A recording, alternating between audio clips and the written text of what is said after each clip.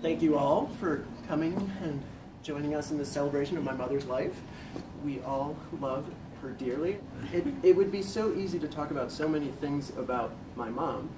Obviously, the amount of love that she was capable of constantly producing for everybody we all know and admired. And I learned from, I feel like I've inherited a lot of that just from her example. What I also love about her was her humility. Like, she was the first person to make fun of how white she was, how blind she was, and I just think it's an admirable attribute that everybody should possess, and she had it just in spades. It was just so wonderful. But instead of those things, I thought I would just limit myself to talking about music, because that's what I talk about the most easily. So it is because of her that I am a musician. I mean, there's no question. I was in the womb when she was playing the guitar and singing, and even Dad said, "Do you think that's hurting the baby's ears?" And absolutely not. It's quite the contrary. I think it's jump-started my hearing, and of course I had to be a musician because of it. And also, the joy of making music was coursing through her veins as well as mine before I was even born. And then after I was born, of course, I loved listening to Mom play the guitar and sing as Maria is doing. Thank you for doing this. And I was 3 years old when she picked up this album of Carl Sagan's Cosmos series that aired in 1981. And this was my introduction to music, really. And Carl Sagan picked out the music personally, and if you want to see, each of the tracks has a description of each of the pieces. But what I love about Carl Sagan, that I talked endlessly with my mom about, was that he picked Eastern and Western music alike, and instrumental music and budding electronic music for them. And my absolute favorite was just this piece by Bach for unaccompanied violin, and I asked her, of all people, why do I like this so much? And she didn't know, but she tried to figure it out with me. And Mom and Dad bought a piano when I was 5, and I started playing the oboe at the age of 10. And all of this she and my dad encouraged, and lo and behold, here I am. And now I play the piano and I write music also because of her. So it's just I owe my life as it is to her in every way, really. And I'm sorry, I meant to point this out. This bow, she left at our home years ago. I mean, it was a long time ago, and I almost gave it back to her, but I didn't want to, because I knew that this day would come, and it just brings tears to my eyes to see that she thought this was so cute, to see it in her hair, and she thought it was pretty, and I just love that. So please come take a look at her bow. See, and Marie and I picked out the 3 pieces that we're playing for you today because they were Mom's favorites. And the Sing to the Mountains obviously has a lot of connotation that we all appreciate, that runs in our family, that she loved the mountains and instilled that into us. And one of my favorite memories about her and of her in the mountains, we loved camping, was, she couldn't see the cards that we were playing with, and she didn't even understand the rules of what we were playing, but she would always win. she would call out, like, it was time to lay down the cards, and she would just say with this innocent, cheerful voice, "Did I win?" it was always yes. We couldn't explain why. But that was one of my favorite memories. So I love this song also to think of that. And this song also has a specific meaning to me because I did play it with her. And I, Sing to the Mountains, what am I going to do? So I just made little birdie chirpy sounds. And forever after that, I had to play at church because she loved it so much. And I think Bob and Dad were both going to come up and say a few things. Well, I think I have met everybody and said hello to you. If I haven't, welcome. I really appreciate you being here, all. It means a lot to me that you come. I want to thank Marie and Ben for playing that. Yeah, wonderful. Deloris and Marie for putting all of this together. Yes, and obviously you know that we've changed a couple of times. We were going to be at the church, and then we were going to be at Charlie Russell Place. I got a call when I was back east that said, "We have to cancel you," and I was like, "What?" But this worked out very well, and I appreciate you all coming, even on a rainy day. It's wonderful. Obviously, I need to say thanks to the Gerger girls for being here. We love you.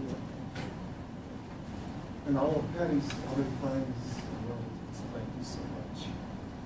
Means a lot to me. Okay. Hopefully I'll be able to talk a little better later. Okay.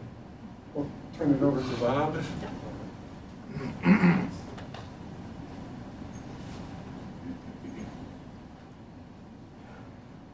So if you didn't know my mom and you saw her walking around, the only reasonable conclusion you could draw was that she was someone famous. She might have been an actress or a rock star, perhaps. Her broad-brimmed hat and her stylish sunglasses immediately gave her away. So when she stepped out, she had to cover herself from head to toe.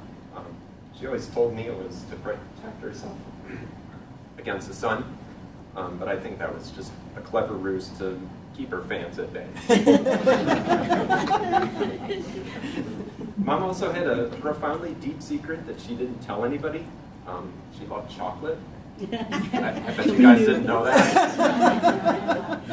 Yeah, she kept that secret locked away, just like she didn't tell people that she liked pie, cookies, cake, and just about anything sweet. And I wish she could have told us about that, because we could have done something to help her scratch that itch. But alas, the final thing that you probably didn't know about Mom was that she never expressed her feelings. So, for example, you could never tell if she was happy to see you.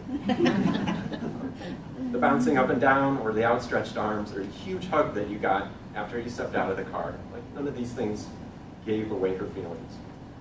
Some people you can read like a book, but with Mom, you just never knew. So I'm kidding, of course. One of the things that I deeply loved and respected about Mom was that she was different, like you were saying. And that she didn't always like being different, but she was really, really great about it. In fact, I think being different is what made her who she was. She was a champion of people who were considered different.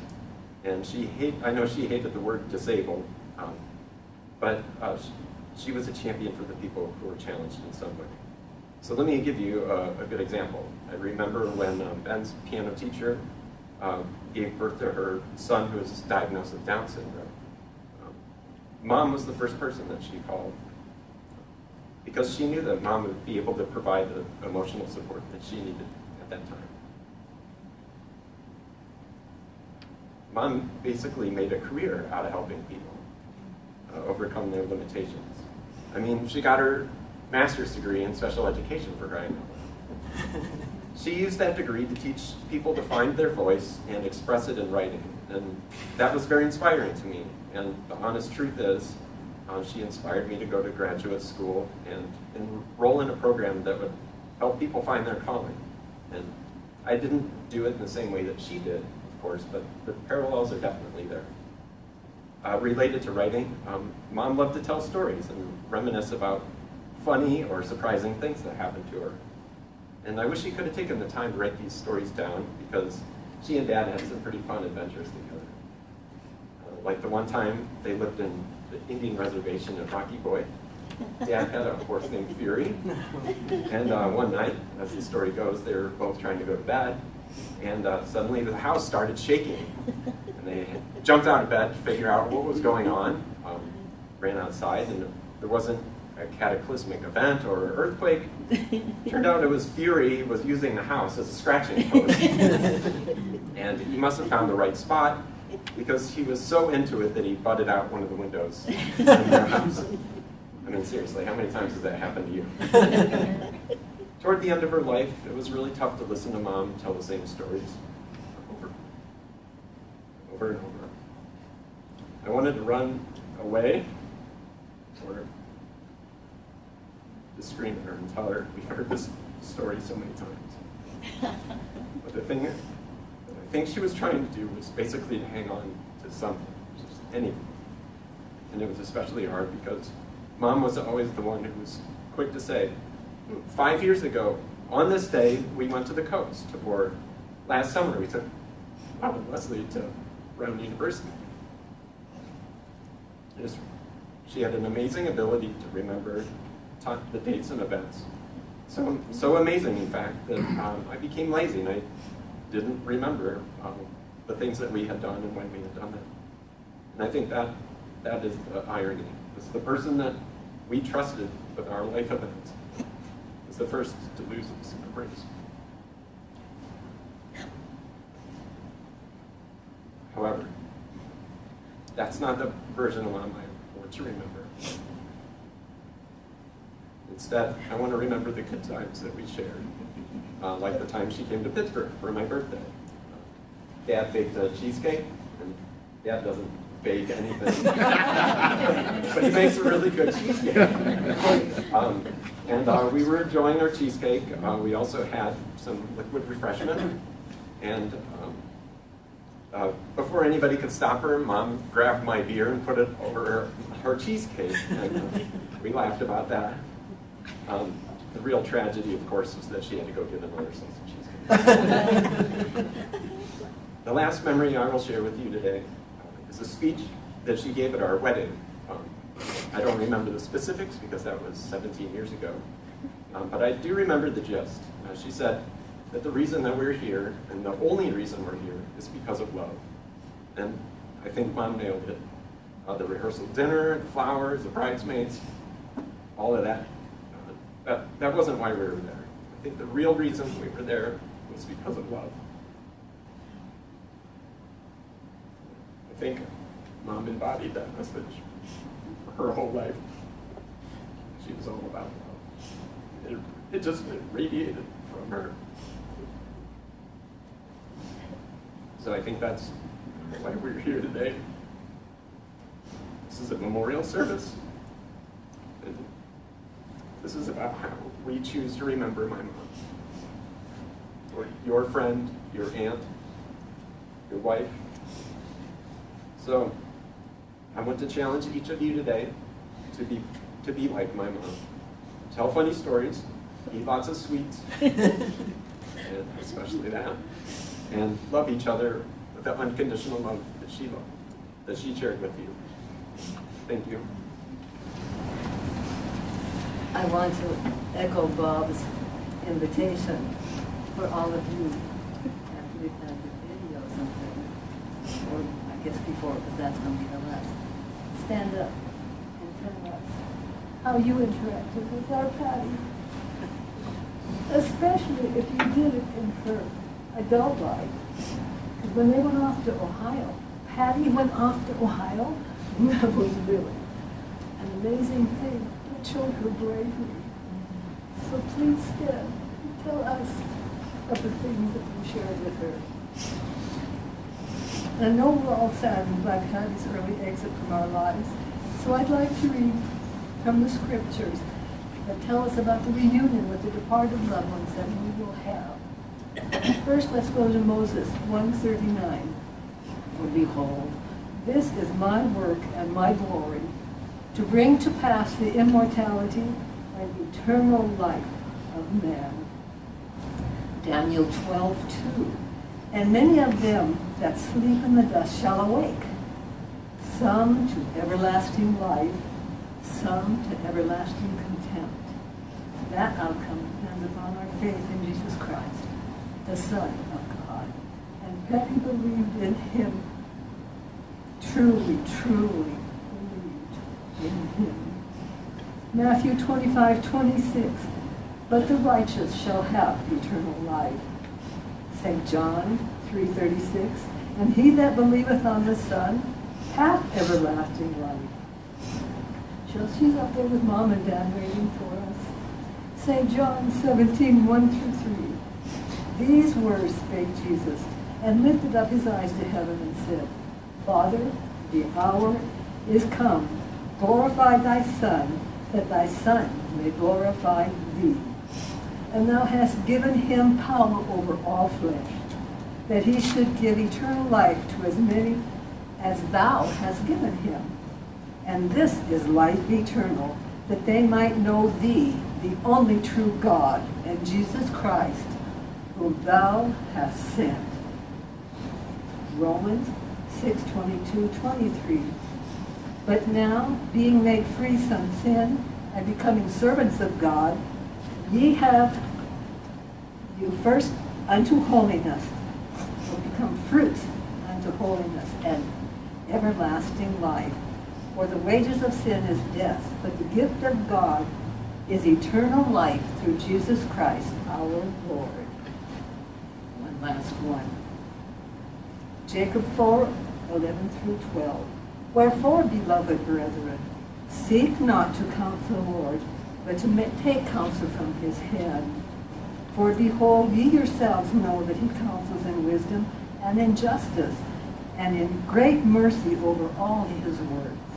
Wherefore, beloved brethren, be reconciled to him through the atonement of Christ, his only begotten Son, and ye may obtain a resurrection according to the power of the resurrection which is in Christ, and be present in the first fruits of Christ unto God.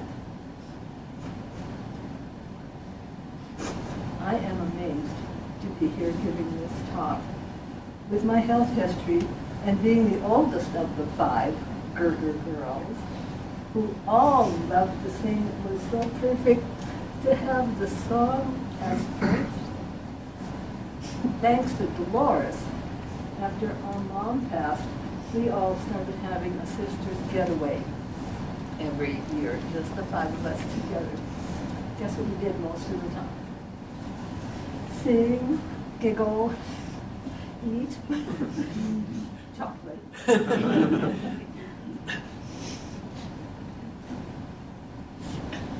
Because I am the older one, I never dreamed one of my sisters would go home to see our mom and dad before me. It's said that only the good die young, so perhaps that's the explanation. Marie asked all of us to email her a word that would describe Patty so she could put them into a song that she wrote for today. I had lots of words. Loving, kind, compassionate. Those were evidenced every time she greeted me. And it sounds like Bob was talking. Because when she was close enough to recognize me, she'd draw closer, put her hands on my arms, and give me a huge smile as she called my name. Perhaps each one of you experienced that same thing. Then she would ask me how I was, and her intensity communicated how much she cared about me and that she really wanted to know. Now, as much as I appreciate the qualities Patty had that I just mentioned, there is one that I think defined her even more. And I don't know how Marie would have gotten this word into a song, but it was determination. You all know that Flo and Pat have vision problems. That never stood in the way for either one of them. But Patty started real early. For instance, when she was 6 or 7, she and a classmate decided to walk home from Russell Elementary School, a good mile away from 34th Street. The other girl lived a little closer to the school than Patty did. But Patty simply proceeded alone and got there, much to our mother's surprise. And that story still surprises me, that she was able to negotiate and get herself back home. When we were growing up, I always wanted to be a nurse. And my dad thought being a teacher would be a much better job and said so often. Well, I didn't listen. I think what he liked about the idea of a teacher was those 3 months of vacation. I think any teacher here will say it was 3 months without pay. But Patty listened, definitely. Because like Bob said, she got her bachelor's in education, then went on to get a master's in special ed. Now that's determination, especially if you have a vision problem. Patty never looked at it that way though. One time she told me that one of her mentors in special ed asked her, how did your parents help you overcome your handicap? Puzzled, Patty looked at him and said, what handicap? That was pure Patty. And that was what he had.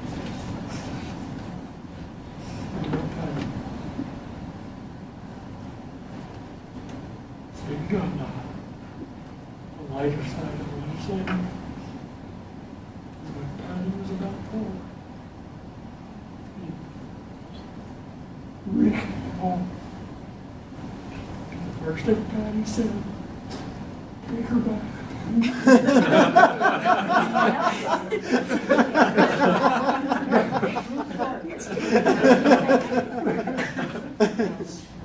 She always had a good sense of humor. Little 4 years old, take her back.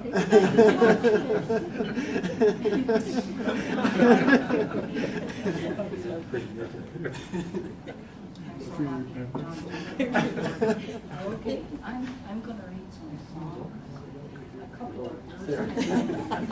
There's 150 songs in the Bible, so all I've got is 6 pages. Okay. Oh, Jehovah. And you know what? I did not know. I've heard the word Jehovah time and time again, but I don't know if John was looking in the concordance or what, but Jehovah means I am. O Jehovah our Lord, how excellent is your name in all the earth. You who have set the glory over the heavens.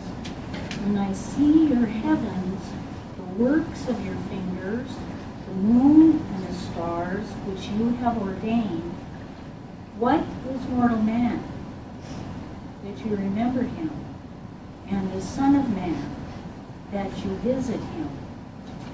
You have made him a little lower than the angels. Preserve me, O God, for I take refuge in you. You are my Lord. No good have I beyond you. The heavens declare the glory of God, and the expanse proclaims the work of his hand. Day to day pours forth speech, and night to night tells out knowledge. There is no speech, and there are no words. Their voice is not heard. In the heavens he has made a tent for the sun. O Jehovah, my rock and my redeemer. Jehovah is my shepherd. I will lack nothing. He makes me lie down in green pastures. He leads me beside waters of rest. He restores my soul. He guides me on the paths of righteousness for his name's sake. The earth is Jehovah's, and its fullness, the habitable land, and those who dwell in it. Who is this King of glory? Jehovah of hosts, he is the King of glory. To you, O Jehovah, I lift up my soul. Do not let me be put to shame, for I take refuge in you. O Jehovah, I love the habitation of your house and the place where your glory abides. One thing I have asked from Jehovah, that do I seek, to dwell in the house of Jehovah all the days of my life. Jehovah is my strength and my shield, and with my song do I give thanks to him. My times are in your hand. You are my hiding place. O Jehovah, your loving kindness is in the heavens. Your faithfulness reaches to the skies. For God is the King of all the earth. He sits upon his holy throne. Every animal of the earth is mine, capital mine.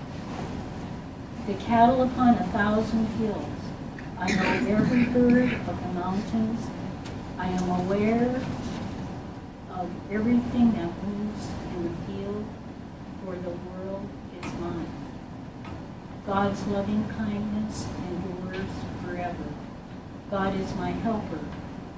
Be exalted above the heavens, O God. Be gracious to me, O God, for my soul takes refuge in you. Indeed, in the shadow of your wings I will take refuge. Awake, my glory. Awake, O harp and lyre. That is L-Y-R-E. I will awaken at dawn. Be exalted above the heavens, O God. Let your glory be above all the earth.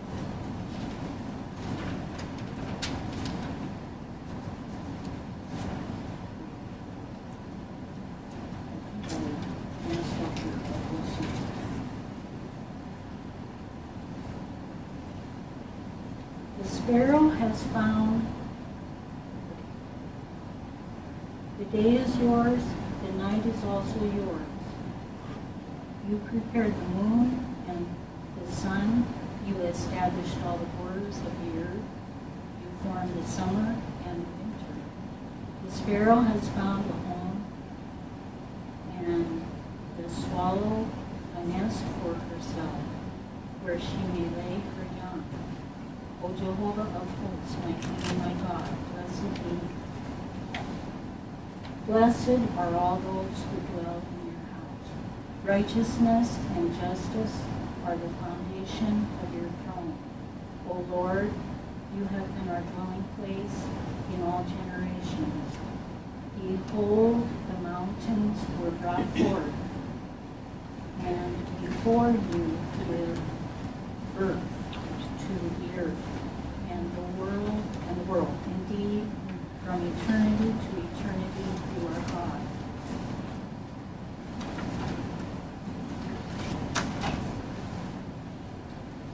He who dwells in the secret place of the Most High will abide in the shadow of the Almighty.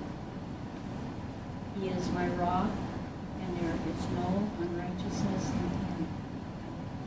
Your throne is established from of old. You are from eternity. Jehovah reigns. Let the earth be glad. Clouds and deep darkness surround him. Righteousness and justice are the foundation of his throne. Man, his days are like grass. He flourishes like a field flower, for the wind passes over it, and it is no more. The trees of Jehovah are full of sap, the cedars of Lebanon, which he planted where the birds build their nests. As for the stork, the cypresses are her house. The high mountains are for the wild goats. The cliffs are a refuge to the rock badgers. He made the moon to mark the seasons. The sun knows the time of its going down. Jehovah is my strength and song. Give thanks to Jehovah, for he is good, for his loving kindness is forever. Your word is a lamp to my feet and a light to my path. You are my hiding place and my shield. I rejoice at your word like one who finds great spoil. I will lift up mine eyes to the hills from where will come my help. My help comes from Jehovah, who made heaven and earth. Where shall I go away from you, your spirit? And where shall I flee from your presence? If I ascend into the heaven, you are there. If I make my bed in Sheol, there you are. If I take the wings of the dawn, there also your hand will lead me. For it was you who formed my inward parts. You wove me together in my mother's womb. I will praise you, for I am awesomely and wonderfully made. Your works are wonderful, and my soul knows it well. Your loving kindness is in the heavens. The sons of men take refuge in the shadow of your wings, for with you is the fountain of life. Man is like a breath. His days are like a passing shadow. I will extol you, O my God and King, and I will bless your name forever and ever. Great is Jehovah, and much to be praised, and his greatness is unsearchable. And this is the last sentence. Let everything that has breath praise Jehovah. I'll go. So, speaking of, for those of you that don't know, this building is of significance to our family because our father used to be a janitor and he cleaned the theater here. And so at about 3 o'clock, we have someone coming in that's going to take us for a tour of this really great building. And we'd love you to stick around for that and stick around all afternoon for as much as you can. But we really appreciate you being here. So I'm much better with the logistics of stuff. It's, I've been struggling with what am I going to say about my sister that we loved so much.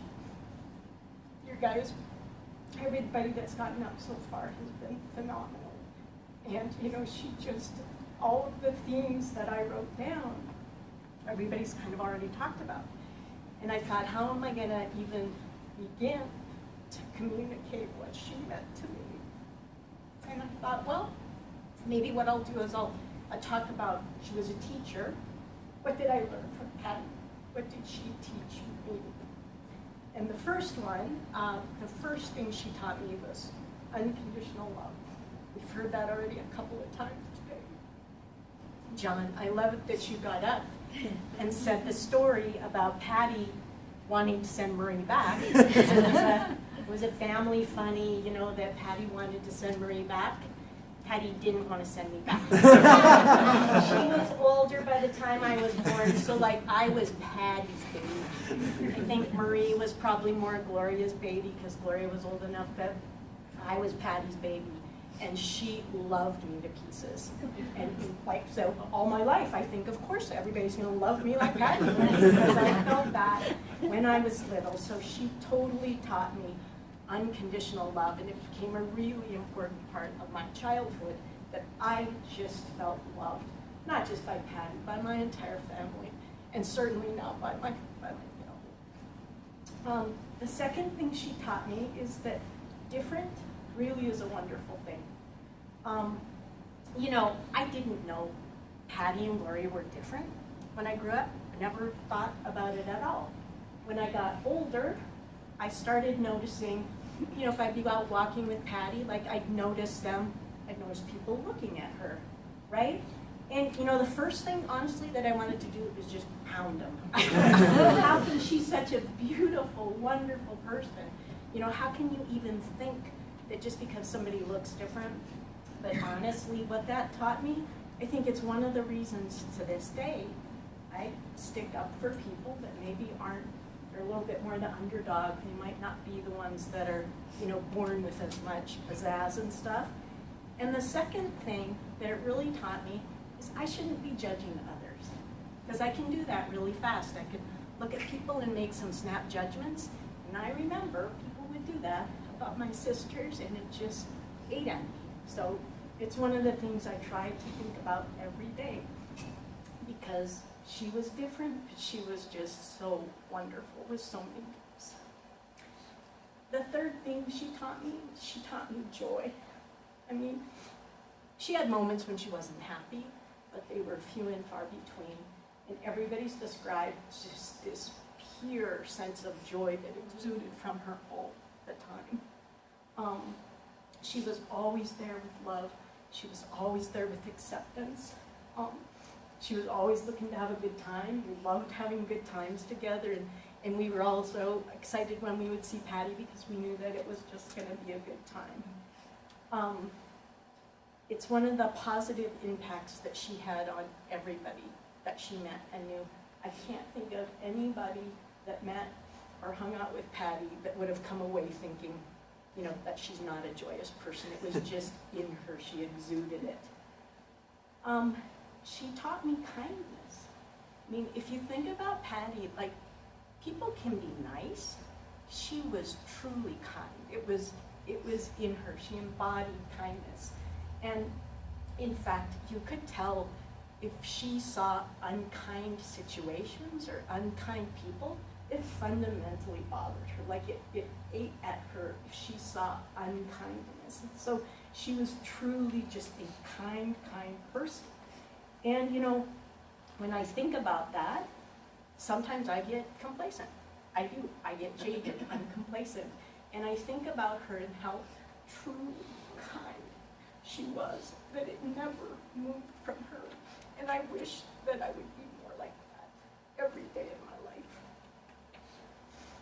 She taught me to be a good mom. Well, I guess you gotta ask the boys. But, you know, our dad was pretty demonstrative. I was really young when we lost our father. So it's through a lot of stories that I know my dad.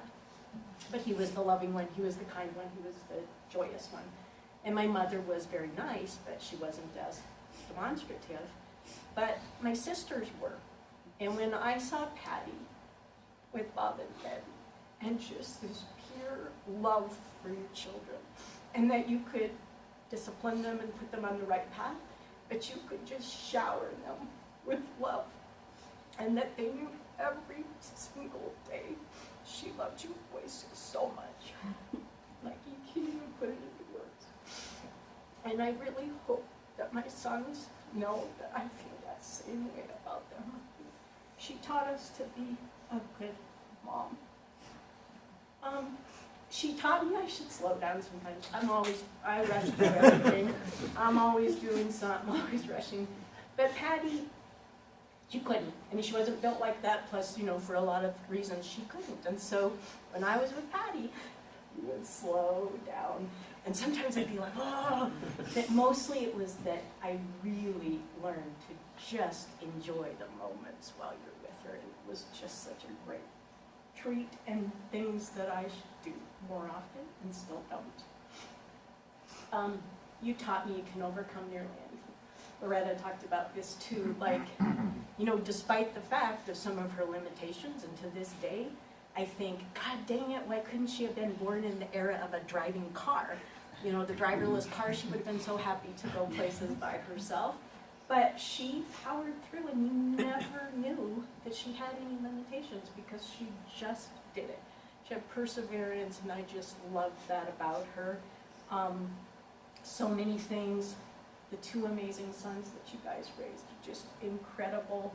And I love that she did all of those things, the music, everything. She lived a really great, full life. And then the hardest one, Loretta, you said this, you know, we never thought we were going to lose Patty. She was our constant source of joy.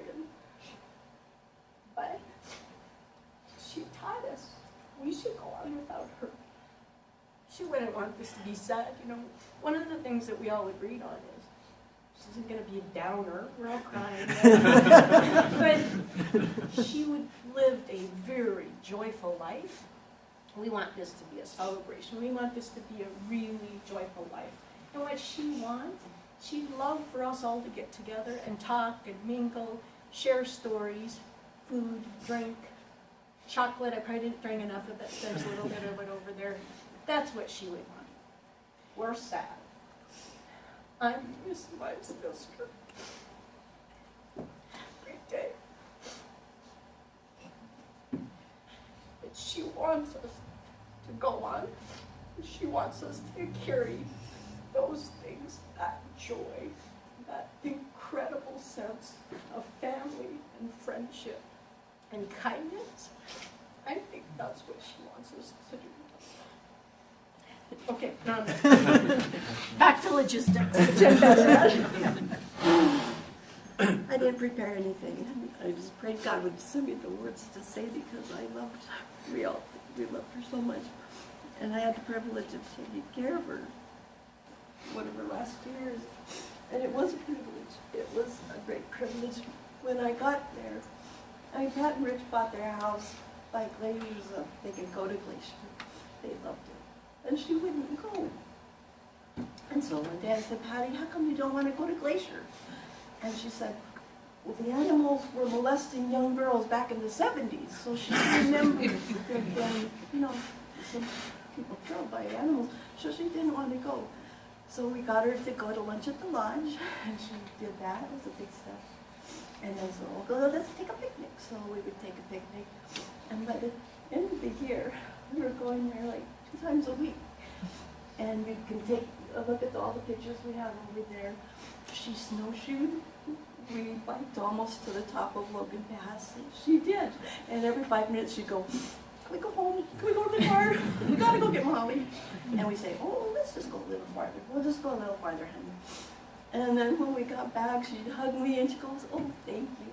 That was so wonderful. She didn't want to do it, but she did do it. And she did a good job. And she had so much joy along with the sorrow. And watching her memory go of all of us, she had the best memory. But I thank God for that year. It was a blessing. And the one thing we shared that was special, I mean, we all sang.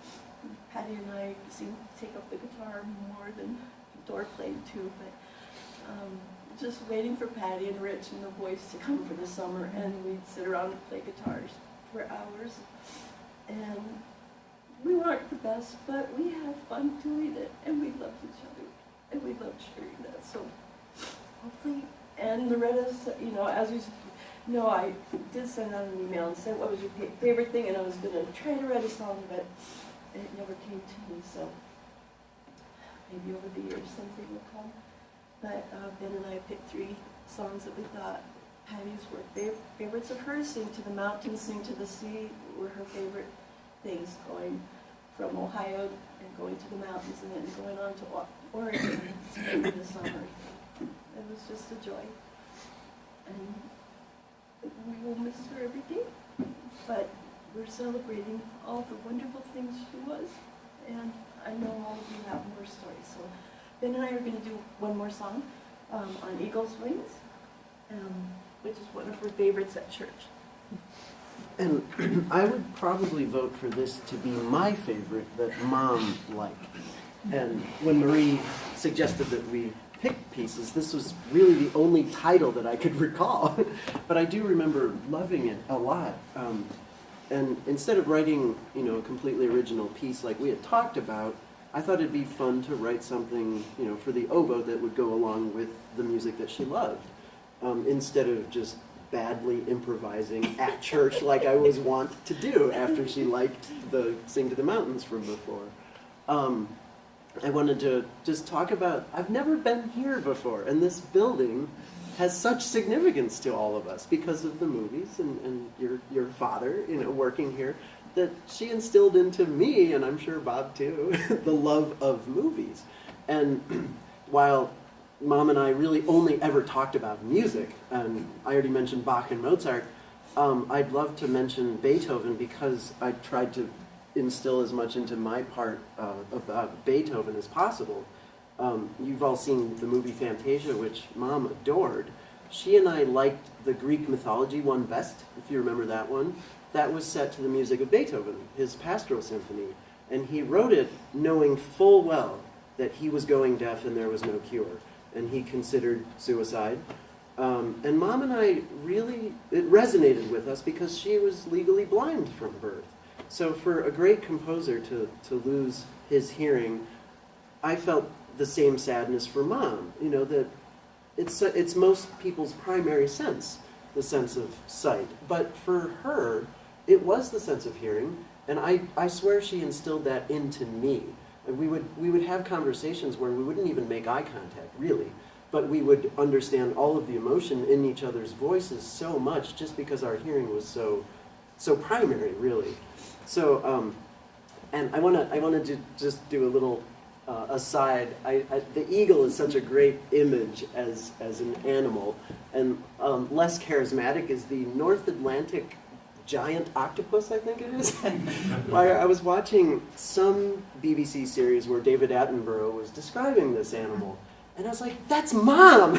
And I know it's not a very sexy animal, but this octopus was so dedicated to its young. I've never heard of anything, and as far as I think David Attenborough said, there is no other species that we know of that lived for its young so exclusively that this animal would stay with its eggs until it died. It wouldn't even go out and feed. It would just watch over the eggs, and she would fan the eggs, with her siphon until she expired. I mean, and it was like, that's Mom, because to me, it seemed like the decline started after we left. It's sad, but it is true, and it just shows this unconditional, intense love that she possessed, that I just took it for granted. I thought all mothers were like that. Anyway.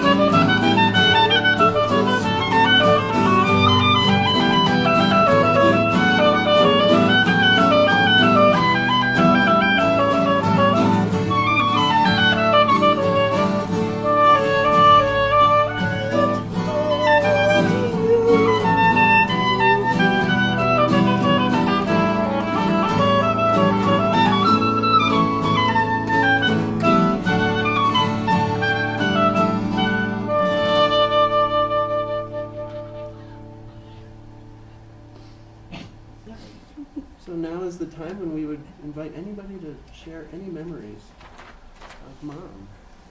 Here, there, in your chair, wherever you'd like. I'm gonna stand by you, brother. Okay. I'm gonna, this thing about Patty. Tell me. Well, when she walked out of school with a friend, she expected a whooping when she got home. However, so our mom was there, but when Dad showed up, he was just like Patty. He skipped school too, so he gave her a dime. That's my story.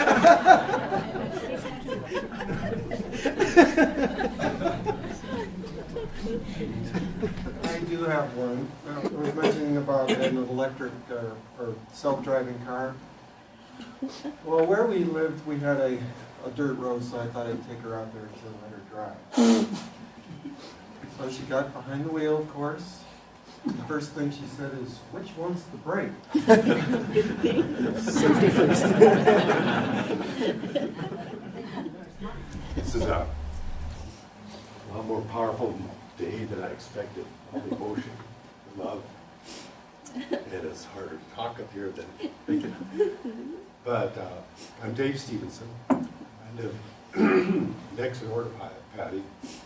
I live on one side of the street, or one side of her house, and she was born 1 month before me in 1949. And we literally grew up together. I can remember sitting on cinder blocks along the edge of the driveway, just talking and throwing pebbles at whatever. And as we grew up, we learned how to make mud pies. I think the older sisters encouraged us, showed us the tricks. And we'd take the little seed heads of grasses, dip it in the mud, and tweeze the stem through the quirls of the barbed wire, and let them dry. And then after that, a couple hours, we'd pretend we were having a big feast.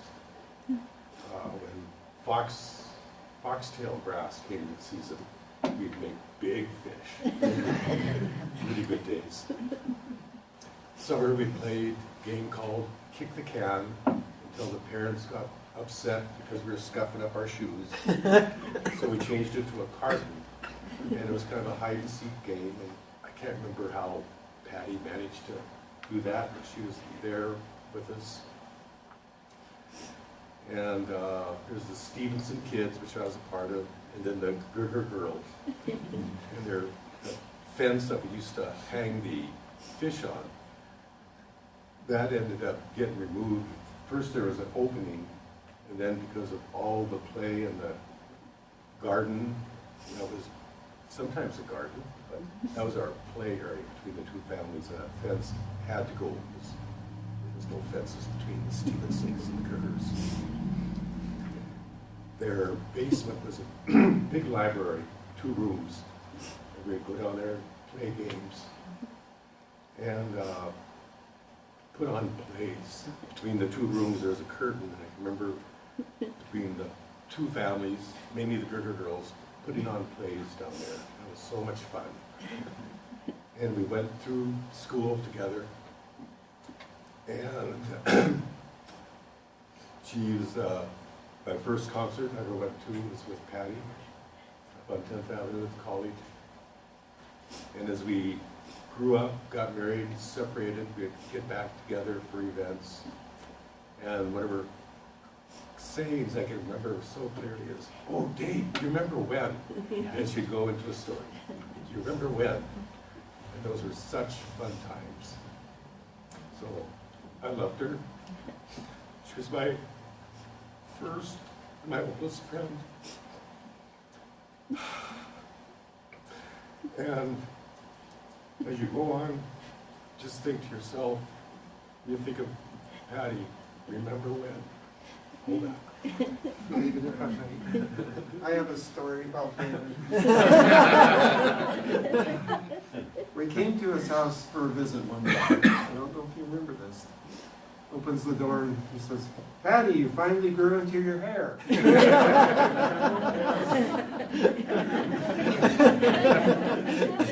Thank you. So, I'm Barbara, Patty's niece. I really appreciate the Psalms that my mom read, because it talks about how the Lord made things, and when he made Patty, it's almost like he was showing off, like he put so much stuff in her that was amazing. You know, everything that people have mentioned, her sense of humor. I miss how she would scrunch up her little face when she would laugh. She was so incredibly funny, so full of love. And she lit up when she saw you, and you felt really special when Patty, you know, recognized you and gave you a hug and welcomed you. So as a kid, I was the oldest granddaughter, and I didn't really fit in with the boys that were older than me, and then my little cousins, I didn't feel like I fit in there. And I always, you know, secretly wanted to be a part of the Gerger girls, but I wasn't quite old enough. And I just looked forward to when y'all would come during the summer. Your family was just so beautiful, and I would just to sit at the table and watch the way you interacted was such a privilege. You know, the way you would giggle and have little inside jokes, and the way you just loved each other, such a privilege for me to see that. I'm grateful for that example. And so the last time that the girls got together, they invited me to be one of the honorary Gerger. Oh, I just can't tell you, so amazing. But the most incredible thing was when we went to visit Patty, and they just sang for, 3-4 hours, I don't know. They just kept coming up with songs, like they never repeated the same song twice, and they sang together and they danced together. And Patty, even though she wasn't Patty in the same way that we remember her, she was still just that gentle, kind spirit, just so beautiful. And she sang with us. I think it was a song about God's holiness that I remember, but she joined in and she sang with us, and it was just a privilege to be there. And so I loved her, and she was really probably one of the top 3 most impactful people in my life. I'm grateful to have known her. I'm Mike McCann. Patty was my sister-in-law. We have a place at Hayden Lake where Pat and Rich used to come quite often. And kind of a funny story, but it's a special place, Hayden Lake, where we all just sit on the deck and watch the lake. And Patty was sitting next to me. It was kind of evening, and we had these larger chairs, and Patty was sitting next to me, and we're looking out the lake, and I had this, a black lab, large black lab, probably 100 pounds large. I mean, he jumped up from one of the chairs next to me, and Patty looks over and she goes, "Who's that black guy?" And I says, "I don't know, Patty," because she struggled with her sight. That's the way I remember it. It's just a big lab dog. But I remember. You know, my mom and dad, they thought about sending us to the deaf and blind school, and I'm glad they didn't. They thought about putting Patty in the deaf and blind school? Yeah. No, they didn't. And you know, Patty worked at the deaf and blind school after she got out of college, didn't she? Yeah, she worked there for a little while.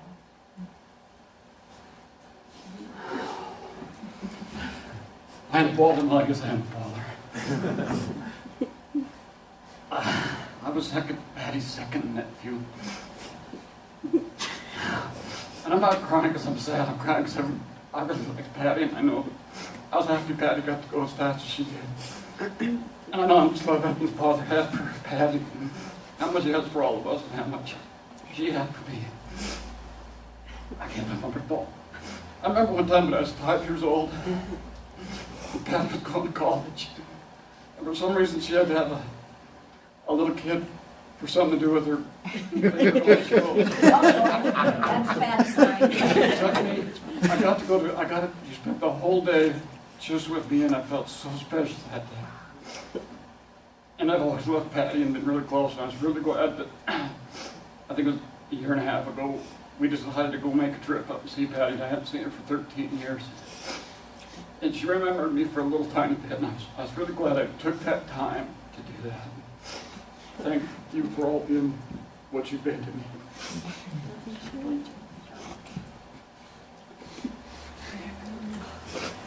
So I didn't prepare. I'm also a baller. My name is Leslie, and I'm married to Bob. So many won't repeat all of the wonderful things that you've already heard, but I echo all the core strengths that Patty had and left us with lots of good memories. I feel like a lot of people in this room knew her a lot longer than I did. Didn't meet her until I started falling in love with this guy. And I just remember that this family is so different and so special. And I grew up in such a stunted, emotional family. I was always the baller of that family, maybe for a reason, but I just remember every time I would see Patty I was just like, I'm not a hugger, I'm a hugger now. I express myself so differently now because of the model that she was for me as I got to know the Hausmans and Gergers.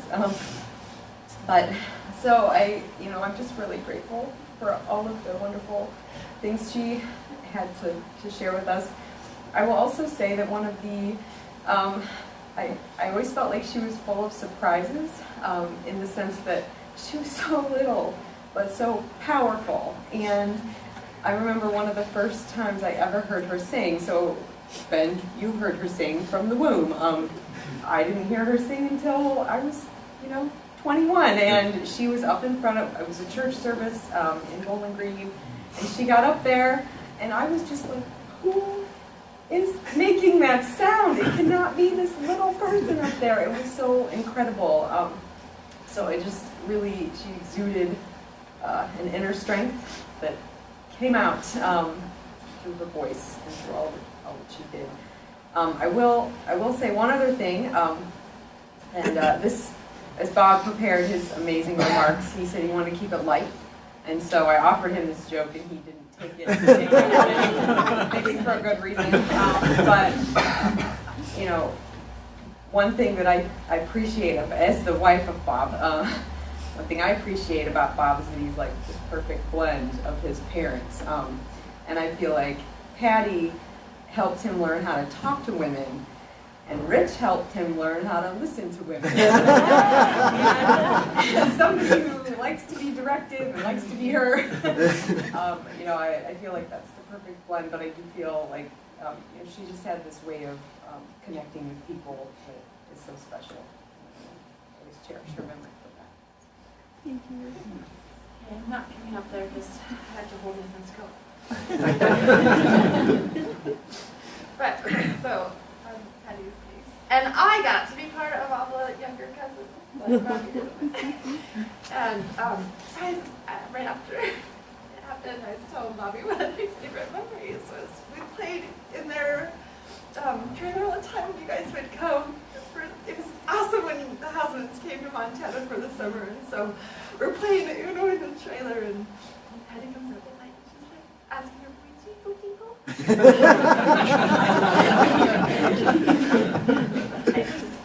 Yeah, same. Everyone's such fun and happy. And sometimes I'll say something, and my brothers will be like, "Oh my gosh, you sound just like Patty. You did that." That's a compliment. I'm happy to emulate. She's so sweet. So we're a household family. Feels very so special to us. Love you, Rosie. I think Nathan helped, or actually he did it all himself. He didn't just help. Nathan, Eric put together this great video of our sister. You do all the work and I give your brother. He's used to taking his own. This is why we should never go off script, right? Eric put together a video. And thanks for everybody that sent in pictures.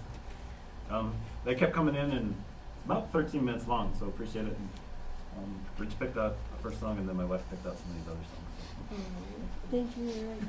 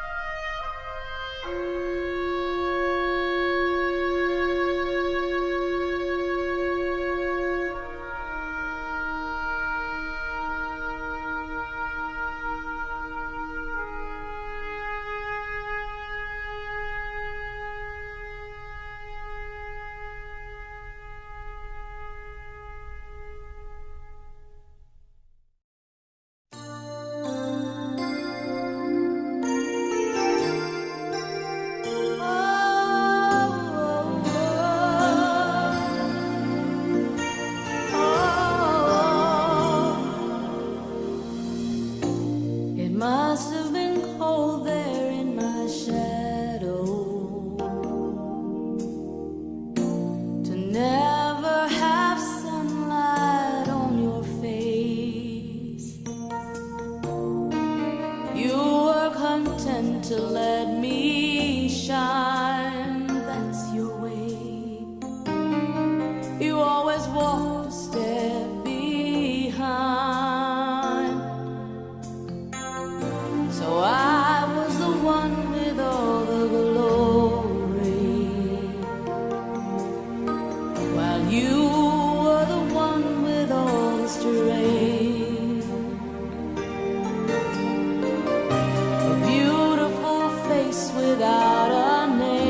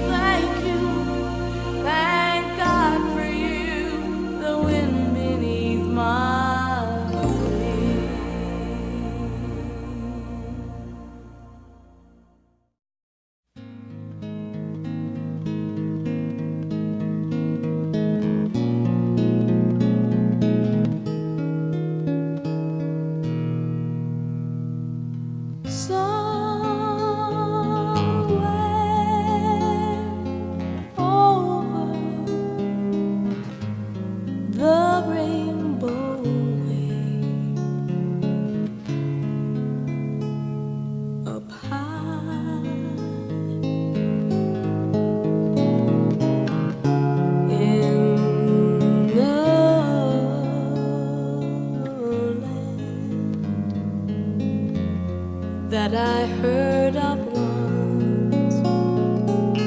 once in a lullaby.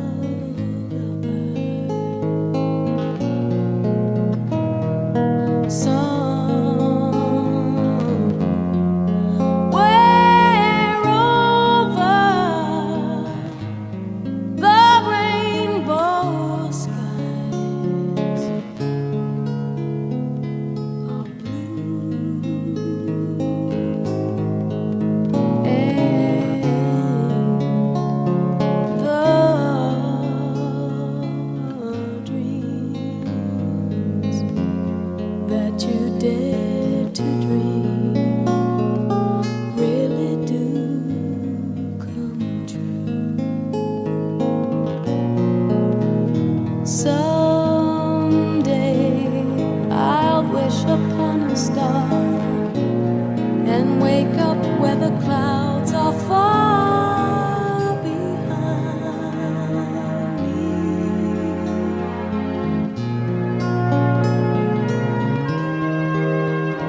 Where troubles melt like lemon drops away above the chimney tops, that's where you'll find me.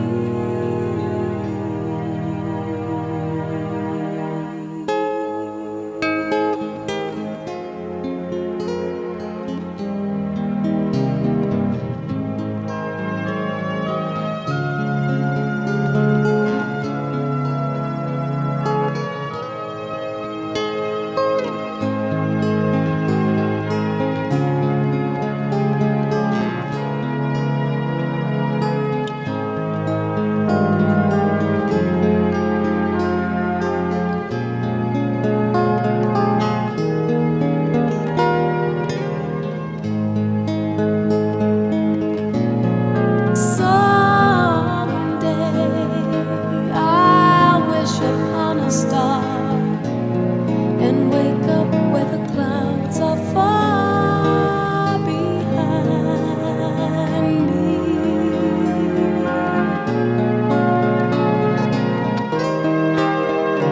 Where troubles melt like lemon drops away above the chimney tops, that's where you'll find me. Somewhere over the rainbow skies are blue, and the dreams that you dare to dream really do come true. If happy little bluebirds fly above the rainbow wide, oh, why can't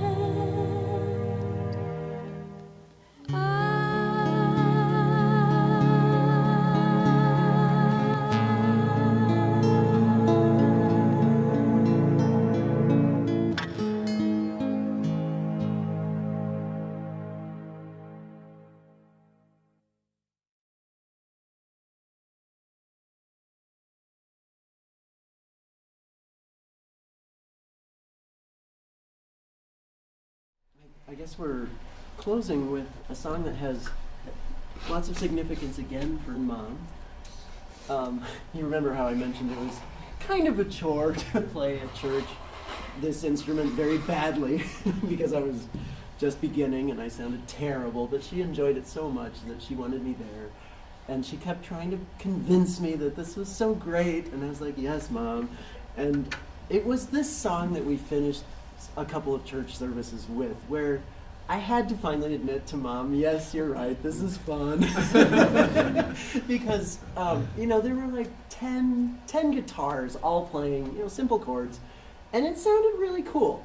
And all I kept trying to say to Mom, without wanting to insult her and her beloved folk music, was that I think there's something better. And, so we talked about how cool it would be to play Mozart and Beethoven, and Mahler was the other composer we talked about a lot.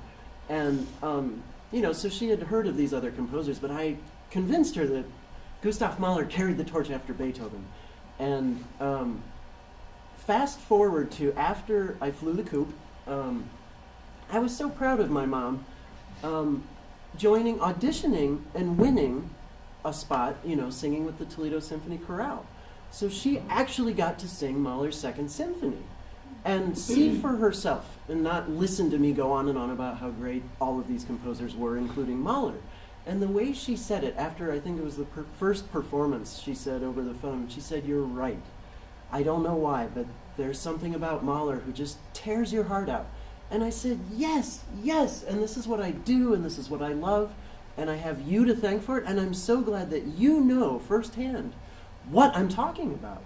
And I can't imagine a better life than being a professional musician, and I owe it all to her.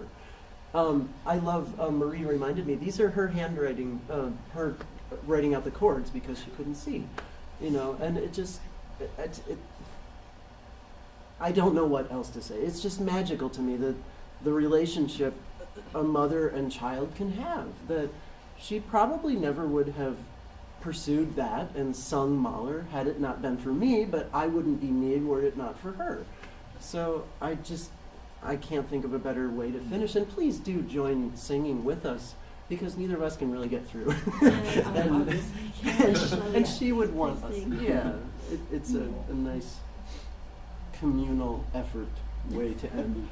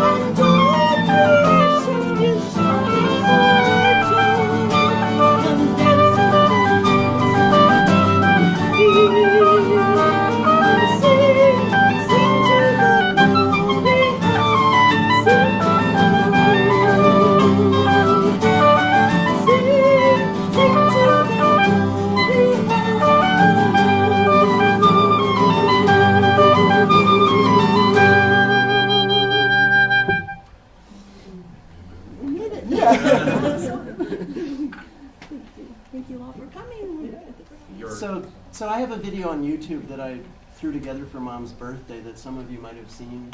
And it's music of Bach, but I'm playing the piano, the oboe, singing everything.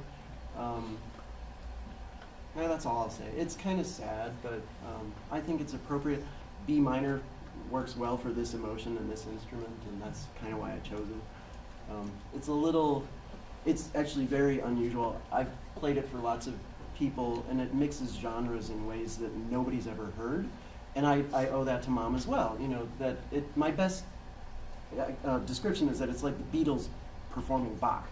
And it's because of Mom and all of you, really. I kind of wanted, it to be accessible, not just Bach. Anyway, I'll shut up. And you'll see a lot of the same pictures because they're so great.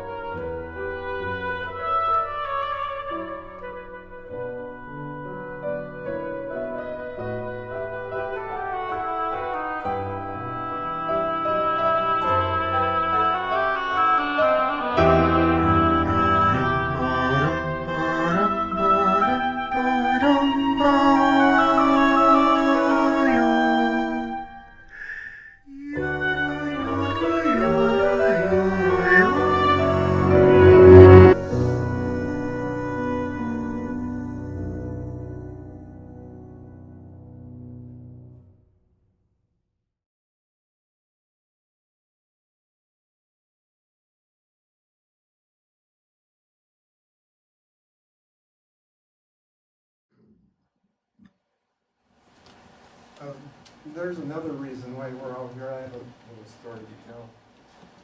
When I was in the service, one of the guys in the barracks said, "I know where there's a dance and a lot of girls." And I said, "All right, let's go." And of course, I saw Patricia, and I went up to ask her to dance, and she said no. Because she was waiting for her boyfriend. But I convinced her to dance with me, and the rest is history. Are you going to tell the cookies story? Or is that More to that inappropriate story. before? Yeah, right. Should I? Yes, Yeah. show that. I wasn't going to, but Deloris talked me. at the end of the dance, she said, "Do you want to come to my house for some cookies?" Yes. Our sister was a little sheltered. Yes. Cookies, man, cookies. So when I got there, guess what? We had cookies. And the rest is history. Your boyfriend show up. No, thank goodness he didn't show up.